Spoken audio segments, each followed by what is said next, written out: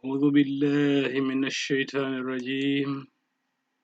بسم الله الرحمن الرحيم. سورة الفرقان. سمور في سندندرغول hakkunde gonga e fenande hino jante e mayre. Makkiyatun wi'ama ko makka nde telli nde tawi annabijo on sallallahu alayhi wa sallam. Bismillahi en fuɗɗori inde Allah. Arrahim arrahman on ko joma moƴƴere huɓunde julɓe e keferɓe ɓen fof ka aduna ɗo. Arrahim joma yurmende heraninde mumin en tun laaka. En toriki Allah ya Allah hokku en barki ko suumi kon e ɗenginɗen makko. Allahumma amin. Allah tigi dari tabarak senade wonani allazi kanko on jomiraɗo nazzala cippinirɗo aya alfurqana deftere sendidirde hakkunde gonga e fenande o cippini ɗum ala abdihi e dow jiyaɗo makko on Muhammad sallallahu alayhi wa sallam liyakuna fiyo on nulaɗo laatano lil alamina wonande windereji ɗin ɗum ko aduna yimɓe ɓen e aduna jinnaji ɗin o laato nadhiran ko o wajotoɗo ɓen. Allazi kanko Allahu lahu mo wodani ma jeyɗo mulku samawati laamu luttowu ngunga kammuli wal ardi e kallidi wallam yattahidu kanko jomiraɗo mo siforali jogagol ma o mara fes waladan ɓiɗɗo walam yakun lahu wodanali mo kadi sharikun hawtidaɗo ma kafidaɗo fil mulki kalamu makko wa khalaqa o tagi kulla shay'in kala hunde faqaddarahu wa bindi ɗum ma o fottidiri ko o tagi ko taqdiran hattirde eɓɓugol ma fottidirgol. Lawdali wattahazu heferɓe ɓen joggitike min dunihi ko wona Allahu alihatan reweteɗi ma sanamuji la yakhluquna ɗin tagata shay'an hay hunde wahum kanji ɗin shirkuji tigi yuhlaguna ko ɗi tagaɗi wala yamlikuna ɗi wawana kanji tigi li anfusihim hore majji darran ɗum ko duncugol ittugol lorra wala naf'an ma poɗugol nafa fi hore majji wala yamlikuna ɗin shirkuji ɗi wawata kadi mautan warugol wala hayatan wana gurdam ma wurnitugol wala nushuran wana immintingol goɗɗo si o maayi. Wagala wi alladhina ɓen kafaru yedduɓe ɓe wi nulaɗo in haza o alqur'ana wonali illa ifkun sina ko fenande ma sinjande iftarahu kanko nelaɗo o sinci ɗum wa'anahu kadi hino wallitade mo e ngol sincugol alayhi e hore ɗen on sincugol qawmun yimɓe goo akharuna woɓɓe goo mana ko yimɓe joma difte ɓen ɓe wi'ayno alyahuda en ko ɓen ɓe wi wono wallitade nelaɗo fagad gomɗi ja'u ɓen wowluɓe ɗum ɓe addi zulman toñe wa zuran e penale fi yeddugol goo wagalu ɓen heferɓe wi kadi asatiru o ɗum ko ngelal ngal ko talitun e tindi al awwalina ɓe yimɓe adinoɓe ɓe wi aktatabaha hino windane ɗum manelaɗo hino winditali ɗin tali e ɗin tindi fahiya haradin taali tumla hidi fite ma hidi wowle be winda fite ko diktugol ma wano nelaɗo no diktane tundum alayhi e makko kanko nelaɗo bukratan bimbi wa asilan e kiki ulma ko yonulaɗo anzalahu jippini deftere nde alladhi on lanɗo ya'lamu anduɗo asirra ko wirni ma ko suuɗi fi samawati wa kammuli wal ardi e ka leydi innahu no kanko jomiraɗo dey kana o laatike ghafuran ko o yafotoɗo rahiman yurmeteɗo julɓe ɓe wagalu hefeɓe ɓen wi'i mali hazar rasul ene ko honɗum nangi o wi'aɗo ko nulaɗo yakulu himo nyama ma himo nafo kanko kadi ata'ama nyamete wa yamshi himo seno himo yaha kadi fil aswa'i ka lumoji wano yimɓe heddiɓe yahirta no ɓe wi'i lawla ko hayno unzila cippine ilayhi e makko kanko nulaɗon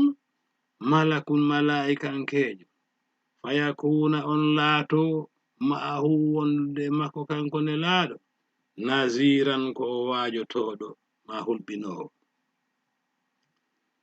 aw yulgu ma hayno fere ma liɓe ilayhi faade kanko nelaɗo kanzun ngaluji ma jawle aw takuna lahu ma latanoma hara himo marno jannatun ngesa yakulu hara himo nyama ma o nafo min ha ko iwe ɗin piiji wagala wi'ani ɓe wi'a wagala wi'ane sahaba ɓen azalimuna wi'ani sahaba ɓen azalimuna toñoɓe ɓen ɓe wi'ana sahaba ɓen in tattabi'una on jokkali dey illa rajulan ina gorko tum mashuran bilɗaɗo mo bileyagal nangi lawdali unzur ndari taskoɗa kayfa ko honno darabu laka ɓe waɗiranay ma al amsala tindinore fadallu ɓe yedduɓe ɓe majji dey fala yastati'una ɓe hattanta heɓugol sabilan lawol pewal allahu dai tabarek senade wonani alladhi on jomiraɗo insha'a si o yiɗino tum ja'ala laka o waɗanteno am muhammadu khayran ko ɓuri moƴƴugol min dhalika e ɗum gongo ɓiwata jannatin gese tajri hara hino ilayno min tahati e ley majji al anharu calluɓe wayaji allah ka o waɗanteno simo yiɗuno usuran koreji ma kuɓeje bal ko woni gonga kadhabu ko ɓe yeddima ɓe fenni bisa'ati fi nyalade darngal allahu dali non wa atadna men hebilani dey liman kadhaba ɓen yedduɓe bisa'ati darngal ngal sa'iran yite dulbowe isra'itahum si yite ngen yiɓen keferɓe harange haynike ɓe mika min makani nokkure ba'idin woɗɗunde sami'u laha ɓe nanira yite ngen tigi tahayyuzan mone tikkugol wa zafiran e umango ma fatugol yite ngen nge umay fi monanagol ɓen keferɓe wa idha ulgu si ɓe werlama non ma ɓe bugama min ha nder yite ngen makanan e nokkure dayigan ɓittunde bugarranina hara ko ɓe kolmbaɓe juuɗe e koyɗe on tuma non da'aw hunalika ɓe nodday on sa'i suburan halkare ɓe inna ɓe halki la tadu allahu jaabo hita on noddu hita on toro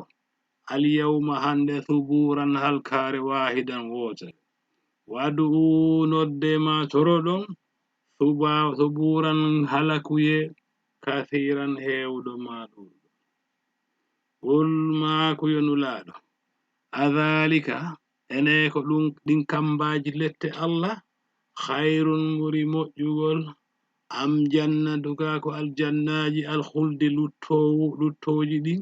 allati din wu'ida fodadi almuttaquna huloɓe allahu ɓe kanat aljannaji ɗin laatike lahuna wonande kamɓe gomɗinɓe ɓe jaza'an ko joddi ma baraji wa masiran e ruttorde maɓɓe ma jaƴorde maɓɓe allahu tawnu en e ɓen allahu dai lahum hino wodani ɓen fiha ka nder aljannaji ton ma yasha'una kala ko ɓe falete khalidina ko ɓe luttoɓe ton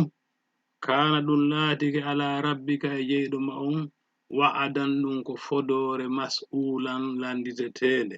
ma tortetende wonande gomɗinɓe ɓen awdali wa yawma nashuruhum janto nyande men moɓindirta ɓe wama ya'buduna kamɓe ɗum ko ɓe rewayno e hore sirkuji woni sanamuji woni yiite ngen wama woni annabi isa fo kala ko ɓe rewayno harana allah min dunillahi harana allah moɓindira ɓe fayaqulu allahu dalana ɓemɓe ɓe sirkanayno maɗin ɗi ɓe sirkanayno o landitoɗi a antum ene ko onon ardaltum woni ko majjinno ibadiji yaɓe am haulayi ɓe majjunoɓe ɗo am hum kago kamɓe tun dallu woni ko majjinno hoore maɓɓe assabila e lawol fewar qalu ko sirkuji ɗin fof jaabo subhanaka senade wonanima yo jomiraɗo ma kana la takiyan bahilana hino hanani men an nattakhidande men jogitoto min duni gasina an min awliya weldiɓɓe ma reweteɗo walakin kono non matta atahum ko andigi allahu jomiraɗo a neminino ɓe yeddunoɓe wa abahum neminɗa kadi babiraɓe maɓɓe ɓen hatta nasu ha ɓe yejitino azzikra jantagol dewal mangal wa kanu ha ɓe laati gawman ko ɓe yimɓe buran halkal fagada kadhabukum selli joni sirkanoɓe ɓen yeddi sirkunoɓe ɓen bima taquluna e ɗum ko wi'oto fama tastati'una joni onon fo on hattanta on wawata sarfan wonkitade ma pottitagol e lette ɗe wala nasran wana faabodirgol ma wallidirgol ko sirkaynoɓe e sirkunoɓe fo wawata pottade ka yiite ɓe wawata wallidirgol waman yazlim on mo toñi o sirki min kun e mo on nuzi'uhu allahu dali dey men meɗinaymo ma min mettinaymo azaban lette kabiran mawnude allahu dandu en allahu dali wama arsalna min nulali gablaka adima annabijo min almursalin ay nulaɓe feƴƴunoɓe ɓe illa innahum sira hara kamɓe la ya'kuluna pellet hiɓe nafotono ma hiɓe nyamayno atta'ama nyameteji wa yamshuna hiɓe yahayno kamɓe kadi fil aswaqi ka lumoji wa ja'alna min waɗani ba'adakum yoga e mo on li ba'adin wonande yoga fitnatan jarrabuyeji ma fitinaje wano jawdi ko jarrabuyeji wa basal ko jarrabuye cellal e nawnaje fof ko faja fitinaje sarka jarrabuyeji allahu dali o waɗana en ɗin piiji o landino a tabsiruna ene on muñoto ma kori muñe wa kana latika rabbuka jomi ma on dey basiran ko o tinowo ko o yiyowo si o muñike wagala wi alladhina ben la yarjuna ɓe tamƴinaki liga ana yidogol amen gol ma yidogol e jomiraɗo ɓe wiya honnu ɓe wiya lawla ko hayno unzila cippine alayna e amen almalaikatu malaika haɓe ɓe hara ko ɓen tigi woni nulaɗo awnarama min yi'a rabbana jeyɗo men on tigi tigi o yeeto men ko muhammadu ko nulaɗo makko ko gonga lagad gomɗi stakbaru ɓe mawnintinike dey ma ɓe mawnini fi anfusihim e hoore maɓɓe wa ataw ɓe bewi utuwan bewre kabiran mawnude allahu dali yawma yarawna nyande ɓe yi'oyta almalaikata malaikaɓe ɓe ɗum ko ɓe wiyata ɓe faala yide malaika ɗum ko nyande dargal ɓe yi'oyta ɗum nden nyande non la bushra weltagol alala yawma idin nden nyande lil mujrimina wonande bakkondinnoɓe waɗaynoɓe junubi wa yaquluna harahi ɓe wi'ande nyande hijiran ko heedu mahajuran ko ɓe heedaɓe natugol aljanna allahu dali wa qadimna men adda ma men wattina ila ma amilu ɗum ko ɓe huwuno min amalin e kuuɗe moƴƴere wano sadaka si ɓe wanno ma jokkere enɗam faja'alnahum min waɗay ɗen moƴƴere ko ɓe wanno kon haba'an ko nduggu mansuran roynago min perdina ɗum ɗo allahu dali ashabul jannati yimɓe aljanna ɓen non kan yawma idin nde nyande khayrun ko ɓen ɓuri moƴƴugol mustaqarran nyiɓirde maɓɓe wa ahsanu ko ɓen ɓuri moƴƴugol maqilan nokkure nyallirde maɓɓe ma fowtorde maɓɓe allahu dali wa yawma tashaqqaqu janto nyande sekoto as-sama'u kammu ngun bil ghamami wondude e dule ɗe wa nuzzila cippini al malaikatu malaikaɓe ɓen tanzilan hattirde cippingol al mulku laamu haqiqawu ngun yawma yinde nyande al haqu e gonga lirrahmani ko allahu on tu wodani wa kana ɗum laato yawman ko nyalande alal kafirina wonande heferɓe ɓen asiran ko nyalande sattude dey wa yawma ya'addu ko nden nyande allahu ko nden nyande ngatata ma ngappata azalimu toñunoɗo on shirkunoɗo on o ngata honɗum ala yadayhi juuɗe makko ɗen sabu ninsugol yaqulu wiya ya laytani e jalla an attakhadtu harami jogitino ma'ar rasuli wondude nulaɗo on sabilan lawol pewal fewndo o wajotonomi o wi'a kadi ya waylate halkare amen ma bone amen lama takhizu sinda jaka simi jogitanoki fulanan kaarijo khalilan weldiɗɗo giɗo wala gada dallani zelli sabu on majjinino lam ani zikri e gaye jantagol alqur'ana o bada izjani ɓawo nden ari hewti lam wa kana shaytanu seytane dey laatike lil insani wonande neɗɗo on ma banu adama o laatike rey hazulan ko o janfotoɗo banu adama qala maki ar rasulu nulaɗo o wi ya rabbi ko ayo jeyɗo lam inna qawmi anduno yimɓe am ɓe takhazu ɓe nangirima ɓe jogitori hazal qur'ana nde alqur'anare mahajuran wa hawkande ma ɓe jogorinde ɗuragol wa kazalika ko wano non kadi ja'alna min waɗirani li kulli nabiyyin wonande kala annabajo aduwan min waɗanimo ayɓe ma anyuɓe mo minal mujrimina jeyaɓe bakkondinɓe ɓen ma bonnoɓe ɓe wa kafa kono yonino ma heƴi bi rabbika jeyɗo ma on haadiyan wonugol fewnowo wa nasiran e wallowo wa gala wi alladhina ɓen kafaru yedduɓe lawla nuzila ko haynon on jippine alayhi e makko kanko annabijo o alqur'ana on jumlatan e moɓande wahidatan wotere fi honɗum hinde cippora aya hayno awande cippine e makko jumlatan moɓande wahidatan nde wotere tum allahu jaabi kazalika ko wano ni men jippinirinde aya linuthabbita bihi fiyo men tabintinirde fuwada ka ɓernde ma nden min wakkila ɓernde ma nden warattalnahu min rewnidirinde seeɗa seeɗa tartilan hattirde rewnidirgol allahu dali wala yatunaka heferɓe ɓen addantama bimathalin misal ma fi bonnugol yewtere ma nden illa jiinaka hara allah tigi wi min addanalima bil haqqi e gonga ko montiranden penale maɓɓe wa ahsana e ko ɓuri moƴƴugol tafsiran feñjingol firo nulal manga alladhina ko kamɓe hefeɓe woni ɓen yusharuna moɓoyteɓe ma gusiroyteɓe ala wujuhihim ka hore geece maɓɓe ila jahannama ɓe guseɓe naɓe ka yite jahannam ulaika ko ɓe woni sharrun ɓurɓe bonugol dey makanan nokkuure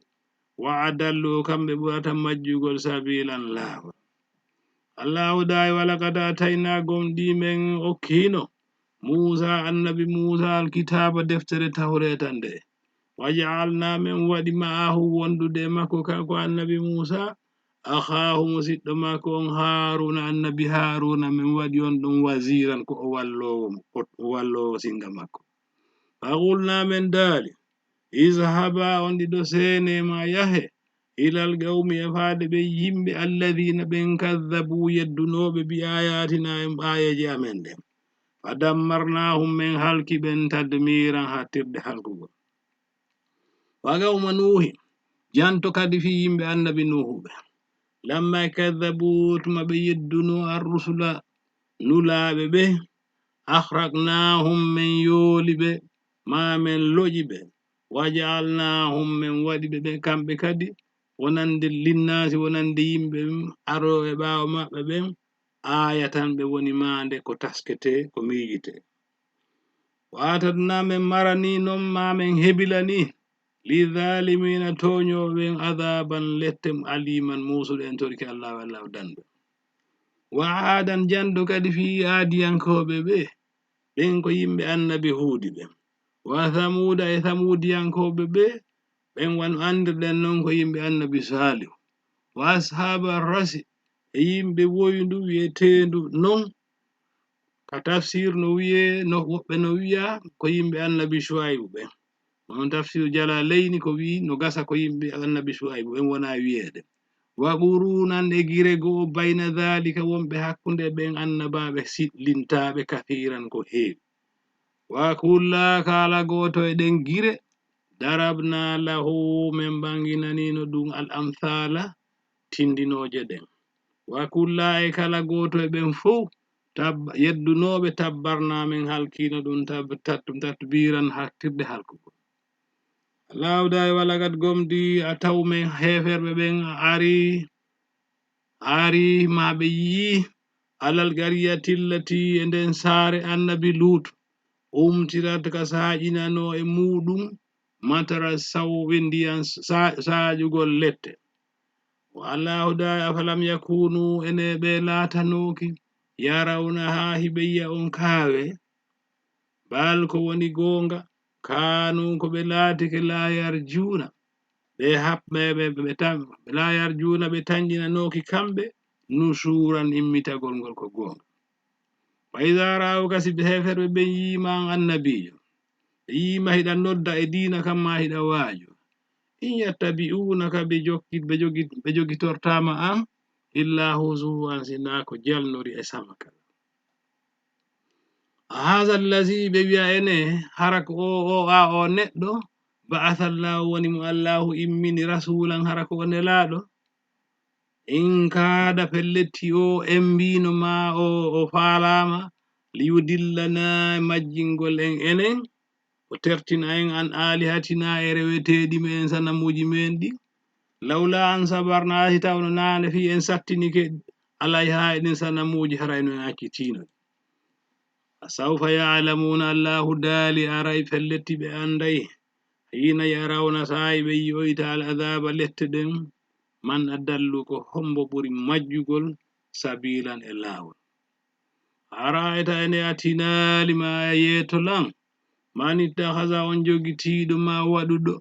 ilahu reweteɗo makko on hawahu waɗi on belele makko afa anta ene ko annulaɗo takunu alayhi latantomo wakilan wakkilaɗo e makko ma fawtiɗo makko fewnugol mo amta hasibuka jikku anna aksarahu wonde ko ɓuri hewde ɓe yimɓe yedduɓe yasma'una ko nanoɓe nanɗe famugol aw yaqiluna ma ko haqqiloɓe marɓe haqqe innahum pelleddi kamɓe ɓe wonali hay hunde illa kal an'ami sina duwano masuweji ma wano kulle burure balhum kono kamɓe adallu hay hiɓe ɓuri ɗum majjugol sabilan e lawol. alam tara ene atinari ila rabbika fayde jeyɗo ma o kayfa madda ko honno o pooɗiri ma ko honno o duuminiri azilla ɗowdi ndin maniwre jemma walaw sha asimo muyuno laja'alahu pelletti o waɗayno ndin ɗowdi maniwre jemma ndin sakinan deƴunde hara ko ñiɓunde hara ñalorma ala nam summa jaalna refti men waɗi ko Allah woni e darude men waɗi ashamsa nange ngen alayhi de hoore ɗowdi ndin dalilan ɗum kadi ko dalil ma tindinore summa gabatnahu refti men nangi men gabatnahu men nangi men jaɓi ɗowdi ndin ilayna faade ka amen ɗaɓudan nangugol yasiran ko newi ɗum e amen Allahu dari wa huwa alladhi kanko jomiraɗo woni on ja'alakum waɗanɗo on onon allayla jemma on libasan ko sutura wano ko ɓornateri wannawmo o waɗi ɗoygol ngol kadi subatan ko futorɗum wa ja'ala o tagi kadi ma o waɗi annahara ñalorma on nusuran ko sakitorɗum fi gureji wa huwa allazi kanko woni on jomiraɗo arsala al eltuɗo ma accitowo arriyaha keneli ɗi hendu ko woni wihude nusuran ko sakoji ma ko ardotoɗi fi ndiyan sa'ojan ɗam defte gono wi na nusuran ko bushran ko welo kono fof ko mana mum ono nandi bayna yaday ko wonay hendu nun ko wonay ndu yeso rahmatihi yurmende Allah ndin ɗum ko ndiyan sa'ojan ɗam ndiyan ɗan ko yurmende Allah ko hendu nun wonata yeso ndu wona saaki toru ma ndu wona wewlinewru ɓay haray jama on andi ndiyan heɓuta wanzalna min jippini minas sama'i morde ka kammu ma an ndiyam tahuran ɗan ko laaɓuɗan alhamdulillah linuhyiya bihi yo min wurnitirɗan ndiyam baldatan leydi mayyitan yorunodi wa nusqiyahu min yarnira ɗan ndiyam kadi mimma khalaqna ɗum ko min tagi an amanne muradi ɗum ko masuweji wanuna e dammi en e geloɗi e ko wayta non min yarna ɗum wa ana siyan e yimɓe ɓen kadi yara e muɗum kathiran hewu lawda walaga sarrafna gomɗi men zenditi ndiyan ɗam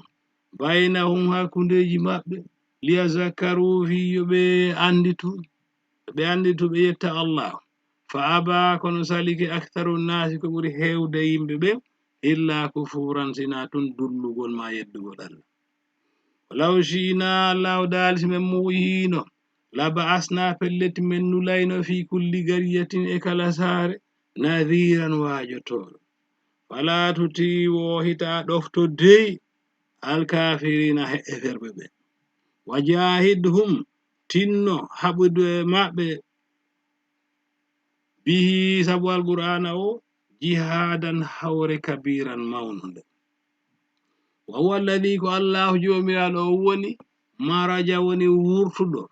ma ɓannidirɗo albahrayni maaje ɗen ɗiɗi haza ngo maayo ɗo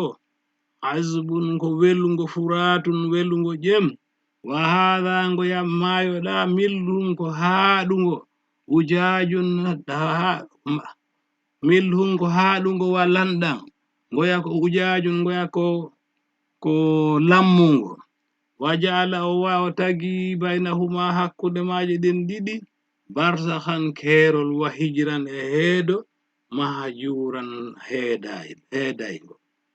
wa huwa allazi ko Allahu woni on khalaqa taguɗo minal maa'i immorde e ndiyan ɗam ɗum ko ndiyam maniyu o tagi hon ɗum basharan ɓandu neɗɗanke faja'alahu waɗi mo nasaban waɗi jeydigal ma geygol wasihiran o waɗi jumodiral ma esira yagal wa kana rabbuka jeyɗo ma on dey sifori gadiran ko hattanɗo hoddirgol ko muuyi ko yabuduna hefere ɓe nonnore wa min dunillahi harana Allah ma la yanfa'uhum hunde ko nafataɓe fes rewgol ɗum wala yadurruhum ko lorrataɓe kadi si ɓe rewaɗe wa kana al kafiru hefere ɓen laatike ala rabbihi e yeddugol jeyɗo ɓe on zahiran ko ɓe walloɓe seytane wama arsalnaka Allahu dali men nulali ma an Muhammad illa mubashiran sina ko a wewdinowo gomɗinɓe ɓe wa naziran ko a hulɓinoɓe yeddoɓe ɓen wul maako yonulaɗo ma as'aluka mi toraki on deyi onon alayhe yottingo ngannduɗal min ajrin joddi ma ngenare illa man sha'a sina on mo no yiɗi an yattakhida nde o jogitoto ila rabbihi faade jeyɗo makko on sabilan laawol wa tawakkal fawitoɗa alal hayyi e hoore on wuruɗo allahi on jomiraɗo la yamutu mo mayata wasabbihi subbuhinno bihamdi sabu yettore makko wa kafe bihi allahu yonima dey allahu yoni bidunubi e junubaji ibadihi jiyaɓe makko ɓen khabiran ko anduɗo humpitiɗo allahi kanko joma woni khalaga o tagi as-samawati kammuɗi ɗin wal arda e leydi ndi allahi kanko joma woni khalaga o tagi as-samawati kammuɗi ɗin wal arda e leydi ndin wama baynahuma e kala hunde ko woni hakkunde ɗin ɗiɗi fi sittati ayyamin wiyama e nder balɗe 6 summa stawa refti o fotodiri alal arshi ka hoore danki laamu makko arrahmanu kanko woni joma hina ranka fas allando bihi fi jomiraɗo on khabiran humpitiɗo fi jomiraɗo wa iza qila lahum si heferɓe ɓe wi'anama usjudu koni juulane lirahmani reweteɗo qalu ɓe wi'a man rahman ko hombo woni on joma hina ranka anasjudu ene men juulanayi lima tamuruna ɗum kon yamirta men annabijo wa zadahum ɗum ɓeydana ɓe nufuran dogugol ma wo'itagol yottinanelanga allahu da tabaraka allazi senade wonani on jomiraɗo jaala waɗuɗo fi samayi waɗi ka kammu burujan ɗate ma koode wa ja'ala fiha waɗi ka kammu ton sirajan pitilol ma lampo ɗum ko nange wa gamaran e lew muniran jalbun wa huwa allazi kanko jomiraɗo woni on ja'ala waɗuɗo al-layla jemma o wan nahara e ñalorma on khilfatan ko lutondirɗum liman arada fi wonande on faandiɗo ma faalaɗo an yazakara nde o wajitoto ma o janto aw arada ma faaniɗo shukuran yettugol nemaji allahu ɗin allahu tawno heɓe o wi kadi wa ibadur rahmani ko woni jiyaɓe allahu yarlaɓe ɓen e nunɗu alladhina ko ɓe woni ɓen yamsuna ɓe no zeno alal ardi ka hoore leydi hawran e hoore doy iɓe hoyniti wa iza khatabahum harase tuggiɓe haala ma tiwiɓe aljahiluna majjuɓe ɓen qalu kamɓe gomɗinɓe ɓen wiyay tun kisan salaman kisal wallazino kamɓe woni ɓen kadi yabituna ɓen ɓe no waala li rabbihim wonande jeyɗo ɓen sujjadan hara ko ɓe sujjanay ɓen wa qiyaman ko ɓe darotoɓe naafugol jemma ko ɓen wona ibadur rahman wallazina ko ɓen woni ɓen yaquluna makoɓe rabbana jeyɗo me asrif anna pottin woncitumen ittumen takko adaba jahannama lette yite nge inna adaba ha sabu pellete lette yite nge kana ɗum laatike harama ko sattuɗum ma duumiɗum inna hano kange yite nge sa'at nge boni dey mustaqarran nyiɓirde wa mugama e tabitirde walladina ko ɓen woni ɓen ida anfaqu si ɓe nafude ma ɓe itta wano dépense waɗa sadaka lam yusrifu ɓe fantinta ɓe ɗuɗɗina pandi walam yuqtiru kono ɓe fandinta kadi pandi wa kana hara ɓe laato bayna hazalika hakkunde ɗin ɗiɗi qawaman ko ɓe ñiɓuɓe walladina hayin ko ɓen woni ɓen la yad'una ɓe rewata ma ɓe noddatama allahi wondude e jomiraɗo on ilahan reweteɗo akhara goɗɗo go hatta sirku ya ukkidirta e allah e goɗɗo go wala yaqtuluna ɓe warata kadi an nafsa wonki allati kin harrama allahu ki allahu harmini kin illa bil haqqi sina e hoore gonga wala yaznuna ɓe waɗata zina wa man yaf'al dhalika on mo waɗi ɗin jantaɗi haɗaɗi ɗo yalga o hawrayde athaman e bakkato hulɓiniɗo يضاعف له سوينجران تمو العذاب لتدين يوم القيامة يند دارنغال ويخلد ولتاي فيه اندر دلت مهانا هركو خوينا الله دندن يتكدو إن شاء الله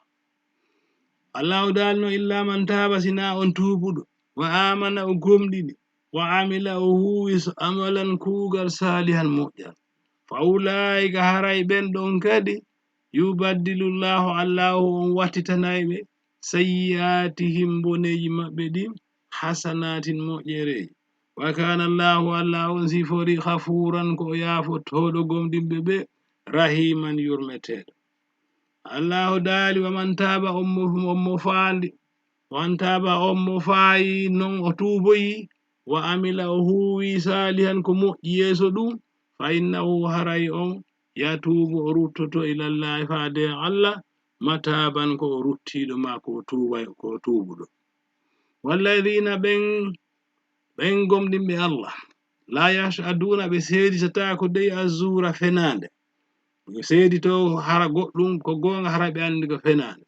wa iza marru sibrewi kadi billahwi takko merente ma takko wana sonkoji halaji pono pana marru kambe be rewaytum be fejja kiraman hara ko be teddube hara be ukkata ko e dum walladhina ko be woni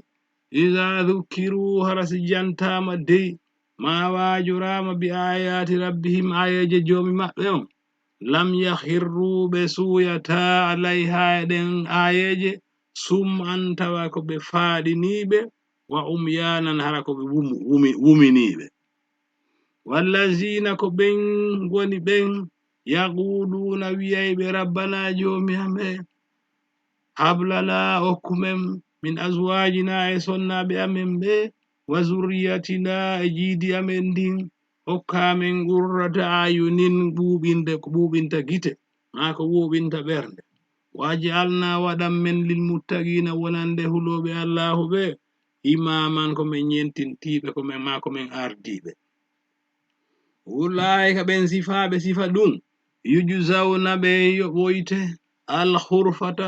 soroji ma koreji aljanna bima sabaro ɗum ko ɓe muñino wayula gawna hibe jabbore malaika ben fiha ka aljanna do be jabbore tahiyatan yettore wa salaman e salminango malaika be Allah tawndo e bendo khalidina ko be faadinabe lottugol fiha ka aljanna ton hasunata iskim mojjere mustagarran no nyibirde wa mugaman e jolirde ma e wonunde wolu ma ko yonu laado ma yabu bikum hajaka e monde onon tagabe rabbi jeydo lango lawla du'aukum sina fi du'aji modon din fagad kazzabtum gondi on yeddino nulado fa sawfa yakunu aray kala to letteden lizaman ko waddide ma ko nyiboje sadaqallahu maulana alazim wa ballagha rasulul karim